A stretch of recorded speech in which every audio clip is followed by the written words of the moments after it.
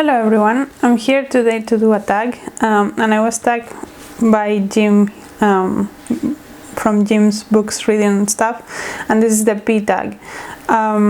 It has been a long while since he tagged me, but I'm getting to it now. So sorry Jim for taking so long, and thank you for tagging me. So yeah, let's just get into it because there are a lot of prompts. The first prompt is P is for porridge. What did you have for breakfast? Normally I just have some toast with olive oil and tomato. Very Spanish of me, but I like it. I like salty stuff more than sweet stuff, so I really enjoy some bread with olive oil and some tomato. Next one is P is for painter. Who is your favorite painter?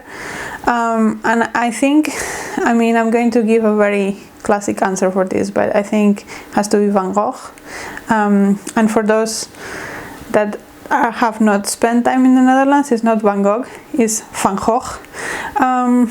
But yeah, I think he's really, the things that he came up with are quite cool, and yeah, I think he's a genius. The next one is P for Police Procedural.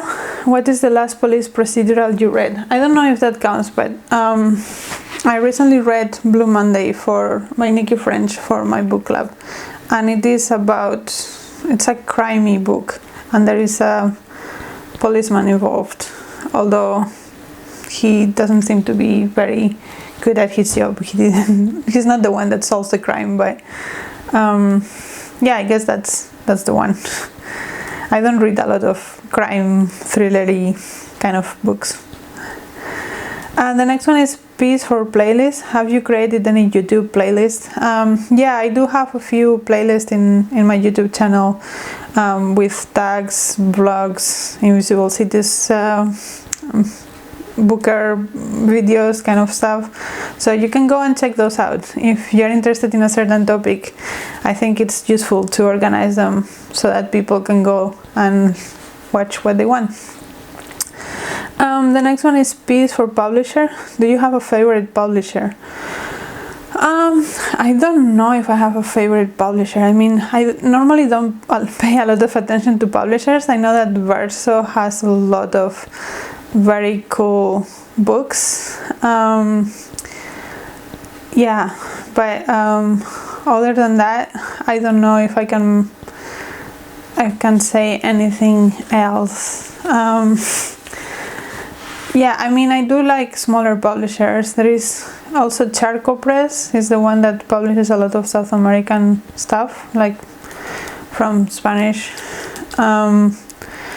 I think they also have quite a lot of interesting authors. I do tend to prefer to read them in Spanish, but if you are looking for translations from Spanish to English of South American literature, they are a great source of them.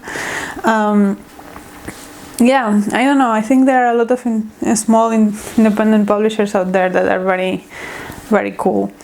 But I normally don't pay much attention to the publishers, to be honest. So yeah. P is for pilgrimage. Have you made any pilgrimage, literary or religious? I don't think so. I love to travel, so sometimes when I'm in places, there is literary landmarks or something, and then I will go. But I don't plan my trips based on literary stuff, if that makes sense. Like, if I'm in Portland, I will go to Powell's, but I don't just go to Portland to go to Powell's. Or like when I was in Oxford, I went to the places where the Harry Potter movies were filmed, but I didn't go there specifically to just see that. It's just like, if I'm there, I'll see it. If I'm not there, well, then I will not see it, if that makes sense. There is something I do want to do though, because there is a book Intimacies by Katie Kitamura that has recently come out, and it's set up in The Hague, and I do live in The Hague, so if if there are a lot of mentions of places, I was thinking maybe it would be fun to go around The Hague and show those places that are in the novel. I think that might be a fun thing to do, especially now that we are not able to travel very easily. The next one is Peace for Play. What is your favorite play? I have not gone to a ton of plays. I have gone to a few. I really like the Vagina Monologues. I think that one is a very fun one to see. I also like Oscar Wilde, but I have never seen it perform. And then there is this Spanish play that is called 5 Horas con Mario, which translates to 5 hours with Mario, and it's basically a monologue of a woman that lost her husband, and she's kind of talking to him the whole time, and it's very humorous, and there is a specific actress in Spain that has performed that for like 20 years or something. And I went to see her once, and that was a really cool experience. I really like that. So maybe that one? I don't know. Peace for Paris. What is the last book you read set in Paris? I think that would have to be Aren by Negar Javadi, which I loved. I love Negar Javadi. And it's a very current book, I will say. It talks a lot about the multicultural issues that Paris has, and it doesn't give like this very romantic view of Paris that I think it's a bit misleading. So I really enjoyed that, and I would recommend to anybody that is interested in Paris.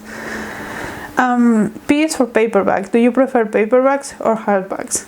Paperbacks all the way. I think they're so much easier to read and carry around, and so much less troublesome than hardbacks. I understand that hardbacks are prettier. I don't read for pretty, I read because of the story. So to me, whatever it's more comfortable in my hand and whatever it is more comfortable to read, that's what I will go for. And paperbacks are that. So paperbacks. Next question is Peace for many countries: Pakistan, Peru, Poland, Portugal, Philippines, Papua New Guinea, Palau, Paraguay. Have you read a book set in a country beginning with P or written by an author from a country beginning with P?